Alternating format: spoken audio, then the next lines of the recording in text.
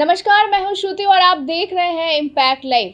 बिहार में अगले साल यानी कि 2025 में विधानसभा का चुनाव होना है, लेकिन उससे पहले केंद्र सरकार की कैबिनेट ने वन नेशन वन इलेक्शन के प्रारूप को पास कर दिया। हालांकि अभी शीतकालीन सत्र में इस पर लोकसभा में बहस होनी होगी और उसके बाद इसे किस प्रारूप में लागू किया जाएगा यह फैसला होगा। राजनीति के जानकारों का मानना है कि यदि 2029 में वन नेशन वन इलेक्शन के तहत चुनाव होते हैं तो 2025 में होने वाले बिहार विधानसभा चुनाव का टेन्योर 3.5 साल का ही माना जाएगा। ऐसे में बिहार में 2025 में जिसकी भी सरकार बनेगी उसका कार्यकाल 3.5 साल का ही होगा। राजनीतिक जानकार बताते हैं कि आने वाले 2025 के विधानसभा पर इसका कोई असर नहीं पड़ेगा, क्योंकि जो वन नेशन वन इलेक्शन है यह 2029 में लोकसभा चुनाव के साथ होगा। चूंकि उस समय क्या मुद्दे रहते हैं, किस मुद्दे पर चुनाव लड़ना है, उस समय चुनाव में तय होगा।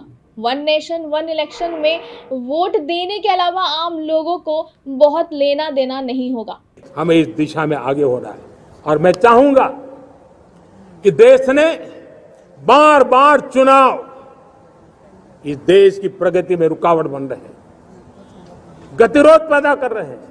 आज कोई भी योजना को चुनाव के साथ जोड़ देना आसान हो गया है, क्योंकि हर 3 महीने 6 महीने कहीं न कहीं चुनाव चल रहा है। कोई भी योजना जाहिर करोगे आप तो मीडिया में देखेंगे चुनाव आया तो फलाना हो गया, चुनाव आया तो फलाना हो गया। हर काम को चुनाव के रंग से रंग दिया गया है और इसलिए देश में व्यापक चर्चा हुई है। सभी राजनीतिक दलों ने अपने विचार रखे हैं। एक कमेटी ने बहुत बढ़िया अपना रिपोर्ट तैयार किया है। वन नेशन वन इलेक्शन के लिए देश को आगे आना होगा। मैं लाल किले से तिरंगे की साक्षी में देश के राजनीतिक दलों से आग्रह करता हूं, देश के संविधान को समझने वाले लोगों से आग्रह करता हूं कि भारत की प्रगति के लिए, भारत के संसाधनों का सर्वाधिक उपयोग जन सामान्य के लिए हो, उसके लिए वन नेशन वन इलेक्शन के सपने को साकार करने के लिए हमें आगे आना चाहिए।